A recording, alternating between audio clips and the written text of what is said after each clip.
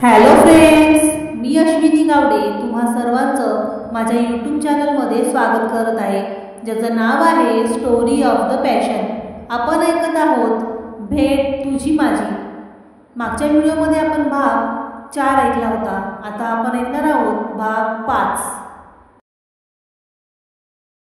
अनुराग परिणीतीला दोन्ही हातावर उचलून गुहेमध्ये घेऊन आला. तिला अलगद खाली बसवलं. बॅगमधून फर्स्ट एड बॉक्स काढून तिच्या पायाला खांद्याला ड्रेसिंग केलं. मला वाटतं तुला कायमचं इथेच राहायचं आहे. जंगल तुला खूप आवडलेलं दिसते, तो हळूच तिला डोळा मारत म्हणाला. खूपच खराब जोक मिस्टर अनुराग, परी तोंड वाकडं करत म्हणाली. मला खूप भीती वाटली म्हणून बाहेर गेली. बरं, अंधार होत आलाय, मी बाहेर शेकोटी पेटवतो. असं म्हणून अनुराग शेकोटी पेटवतो. जरा जास्तच लाकडी लावतो. अनुराग आतमध्ये आला. चला मॅडम, काहीतरी खाऊन घ्या, मेडिसिन घ्यायची आहेत. अनुरागने फणस कापायला घेतला, पण तो चाकूने कसा कापणार? शेवटी अनुराग एक दगड घेतो आणि त्या फणसावर जोरात आपटतो. एका झटक्यात फणस फुटला. मग त्याने सुरीने कापून तुकडे करून त्यातील गळे एका पानावरती काढले आणि मग ते परीला दिले. परिणीती त्याचे सगळे प्रयत्न बघत होती. परी मनात विचार करते, मी किती चुकीचे विचार करत होते यांच्याबद्दल. किडनॅपर असं केअर करतात का? किती प्रामाणिक आणि प्रेमळ आहे हा. एक अनोळखी असून माझी किती काळजी घेतोय. ती आपल्या विचारातच हरवली होती.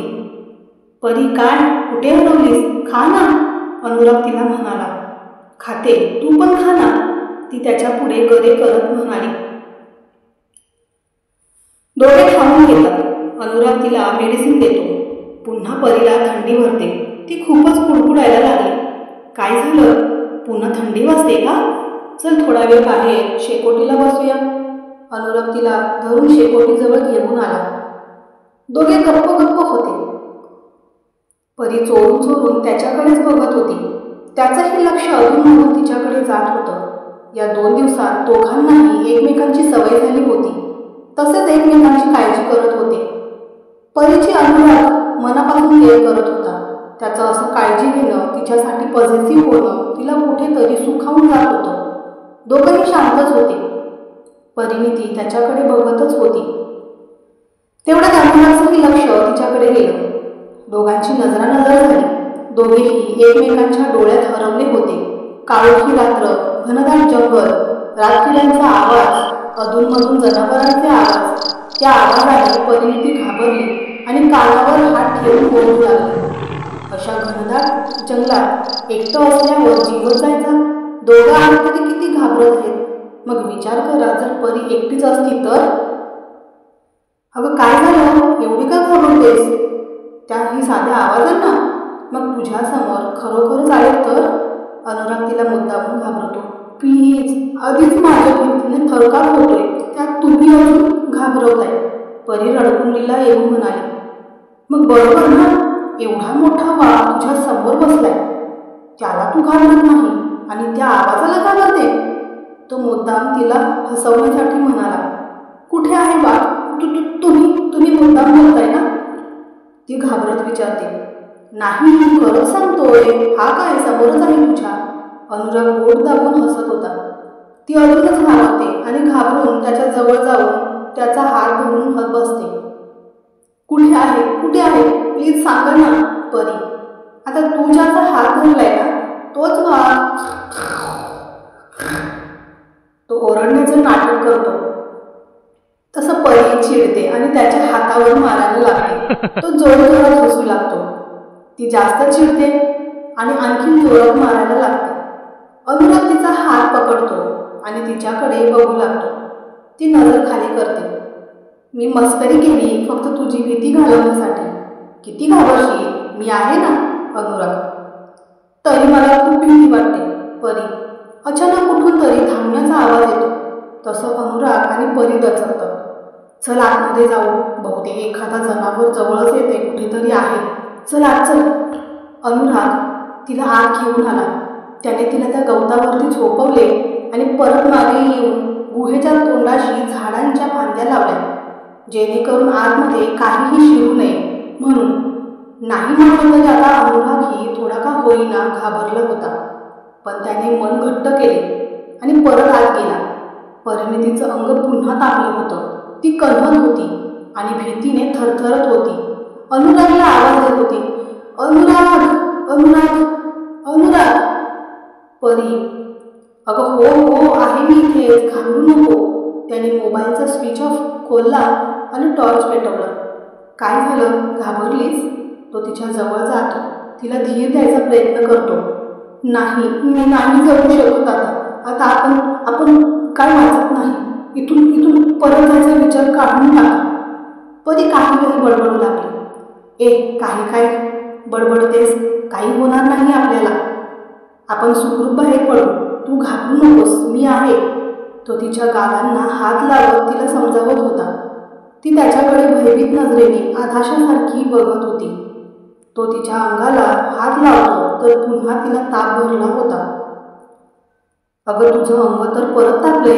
थांब, मी थंड पाण्याने पुसून काढतो आणि मग पट्ट्या ठेवतो. अनुराग. यावेळी परिणिती त्याला विरोध करत नाही, त्याच्याकडे बघत राहते. अनुराग थंड पाण्याने तिचं अंग पुसून घेतो आणि डोक्यावर पट्ट्या ठेवत बसतो. मोबाईलचा हलका प्रकाश पडला होता. बारीक आवाजात सॉंग लावलं होतं. परी त्याच्याकडे एकटक बघत होती. ती अशी एकटक बघते की अनुराग चोरट्या नजरेने बघत होता. गाणं सुरू होतं. गाणं ऐकून दोघंही एकमेकांकडे बघू लागले. गाणं बारीक आवाजात होतं तरी रात्रीच्या शांततेत स्पष्ट ऐकू येत होतं. अनुराग पट्ट्या बदलत होता. अधूनमधून दोघांची नजरानजर होत होती. मध्येच त्याचा स्पर्श होताच ती शहारत होती. तेव्हा परी अनुरागकडे बघते.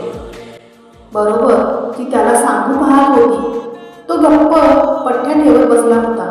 काहीच बोलत नव्हता, पण चोरून बघत होता. दोघे एकमेकांच्यात हरवले होते. अनुराग तिच्या डोक्यावर पट्ट्या ठेवत होता. तिला जास्त थंडी वाजत होती आणि भीतीही. परिणितीने अनुरागचा हात धरला. काय, हात का धरलास? काही हवं आहे का? अनुराग. काही नको. तुम्ही कुठे जाऊ नका, माझ्याजवळ बसा प्लीज. परी काकू तिला येऊन म्हणाली. अगं मी इथेच आहे, नाही जात कुठे. अनुराग सायलेंट टोनमध्ये तिला समजावतो. ऐका ना, तिने थोडं कचरत विचारलं. काय झालं?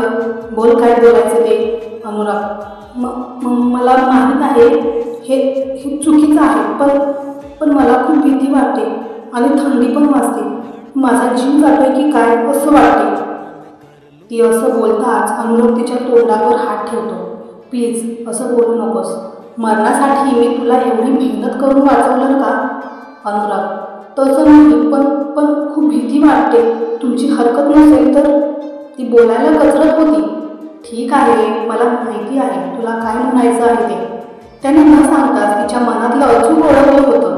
तो तिच्या बाजूला झोपतो आणि तिच्याकडे दोन्ही हात करतो. ये इकडे, तुला हेच म्हणायचं होतं ना? ये बिनधास्त. अनुराग. आता या परिस्थितीला दोघांनाही एकमेकांची गरज आहे. जीव वाचवणं महत्त्वाचं होतं. त्यामुळे हा ऑकवर्डनेस बाजूला ठेवूया. अनुराग तिला आपल्या मिठीत घेतो. परी पण हळूच त्याला विलपते. त्याच्या कुशीत शिरते. ती कुशीत शिरल्यावर अनुराग त्याची मिठी घट्ट करतो आणि त्याचं जॅकेट दोघांवर पांघरून घेतो. आता परीला सेफ वाटत होतं. तिची भीती कमी झाली होती. खूप मोठा आधार वाटत होता. त्याच्या मिठीत खूप काही होतं. काळजी, माया, आपुलकी. अनुरागने मोबाईल बंद केला आणि पुन्हा तिला मिठीत घेतलं. तुला आता बरं वाटतं ना? भीती नाही ना वाटत? Do you feel better now? Don't be afraid. Anurag तिच्या डोक्यावर थोपटत म्हणाला. Thank you so much. तुझ्या मिठीत येऊन खूप सुरक्षित वाटते. भीती नाही वाटत. परी. मग इथेच राहायचं का आपण? अनुराग. काय? परी. हो, कारण तुझी भीती पळाली ना मग. अनुराग हसत म्हणाला. आता तरी थोडी हसली. मग दोघेही झोपून गेले.